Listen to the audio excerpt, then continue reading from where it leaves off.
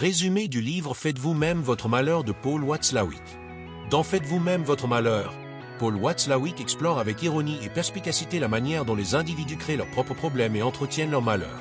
À travers des exemples, des anecdotes et des observations issues de la psychologie et de la communication, il met en lumière les mécanismes mentaux et comportementaux qui mènent à l'autosabotage. Le livre s'articule autour de plusieurs concepts clés, tels que 1. La prophétie autoréalisatrice. Les attentes que l'on a envers soi-même ou les autres influencent fortement la réalité. Si vous êtes convaincu que quelque chose de mauvais arrivera, vos comportements peuvent inconsciemment provoquer cet événement. 2. La recherche du contrôle absolu. Vouloir tout contrôler, y compris l'incontrôlable, mène à une frustration permanente. 3. Les schémas de pensée rigides. Les personnes malheureuses adhèrent souvent à des croyances limitantes, telles que « si je ne suis pas parfait, je suis un échec » ou « tout le monde devrait m'aimer ». 4. Les interprétations erronées.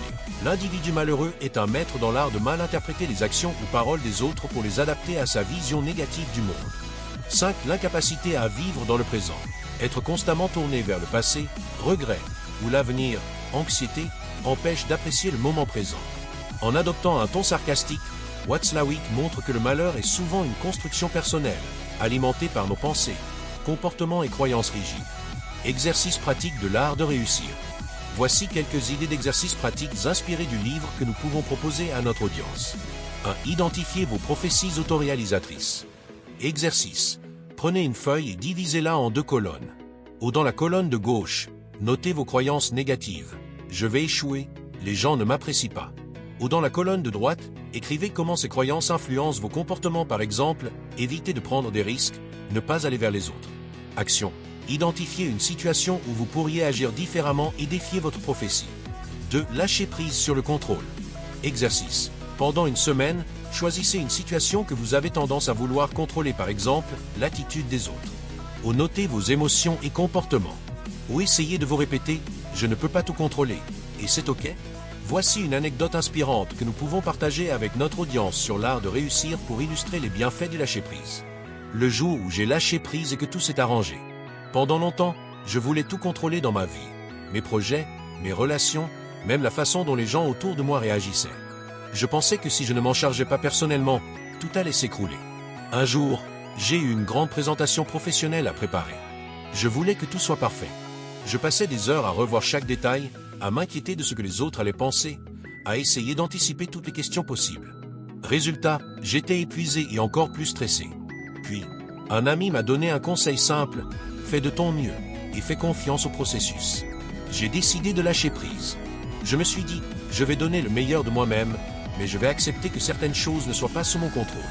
J'ai arrêté de chercher la perfection, j'ai pris un moment pour respirer et j'ai fait cette présentation avec confiance, sans chercher à tout contrôler. Le résultat, la présentation s'est bien mieux passée que je ne l'avais imaginé. Les gens ont aimé mon authenticité et certains imprévus, que je redoutais tant, ont même rendu l'échange plus vivant et naturel. Leçons et bénéfices à tirer pour notre audience. Lâcher prise ne signifie pas abandonner ou être négligent. Cela signifie reconnaître qu'on ne peut pas tout maîtriser et accepter cette réalité. Souvent, c'est cette attitude qui ouvre la porte à plus de créativité, d'authenticité et de paix intérieure. Nous posons cette question à notre audience pour les inviter à réfléchir. Quelle est une situation dans votre vie où vous pourriez lâcher prise aujourd'hui? Quels bénéfices cela pourrait vous apporter? Avec une histoire comme celle-là, nous créerons une connexion forte avec notre public. 3. Remettre en question vos croyances limitantes. Exercice. Posez-vous 3 questions clés pour chaque croyance limitante. Est-ce toujours vrai? D'où vient cette croyance? Que se passerait-il si je pensais différemment? Action. Nous encourageons notre audience à faire cet exercice avec une de leurs croyances et partager des exemples de transformation. 4. Cultiver la pleine conscience pour vivre dans le présent. Exercice. Nous proposons une méditation guidée simple 5 à 10 minutes, où notre audience peut se concentrer sur leur respiration et leurs sensations corporelles. Nous vous incitons à observer vos pensées sans jugement, en se ramenant doucement au moment présent. Voici une liste des principaux bienfaits de la pleine conscience que nous pouvons partager avec notre audience sur l'art de réussir. Les bienfaits de la pleine conscience. 1. Réduction du stress.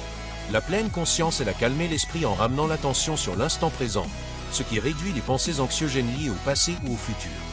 De nombreuses études montrent qu'elle diminue significativement le niveau de cortisol, l'hormone du stress. 2. Amélioration de la concentration. En pratiquant régulièrement la pleine conscience, Vous entraînez votre esprit à se concentrer sur une tâche à la fois. Cela augmente votre productivité et vous rend plus efficace dans vos projets personnels et professionnels. 3. Renforcement de la résilience émotionnelle. La pleine conscience permet de mieux gérer les émotions difficiles. Au lieu de réagir de manière impulsive face à une situation stressante, vous apprenez à observer vos émotions, à les accepter, puis à agir avec clarté. 4. Amélioration du bien-être mental. En développant une pratique régulière, vous devenez plus conscient des pensées négatives automatiques et apprenez à ne plus vous y attacher. Cela favorise un état mental plus positif et équilibré. 5. Meilleures relations interpersonnelles. Être présent avec les autres, sans distraction, améliore vos relations. Vous écoutez avec attention, ressentez plus d'empathie et répondez aux besoins des autres de manière plus constructive. 6. Amélioration de la santé physique. Les effets apaisants de la pleine conscience se traduisent aussi dans le corps, baisse de la tension artérielle, amélioration du sommeil, réduction des douleurs chroniques et renforcement du système immunitaire. 7. Augmentation de la gratitude et du bonheur. Être pleinement présent dans le moment vous permet d'apprécier les petites choses de la vie. Un sourire, un bon repas, une belle journée. Ces micro-moments de gratitude s'accumulent pour créer un sentiment général de bonheur. Exemple concret pour notre audience. Imaginez être coincé dans un embouteillage. Au lieu de laisser la frustration monter, utilisez ce moment pour pratiquer la pleine conscience. Prenez 3 grandes respirations, observez votre environnement, le ciel, les arbres, et concentrez-vous. Nous pensons avoir inspiré plus d'un. Veuillez lever le pouce en l'air, aimer la vidéo, la commenter, la partager pour aider quelqu'un, puis vous abonner à la chaîne YouTube L'Art de Réussir pour ne rater aucune de nos prochaines vidéos.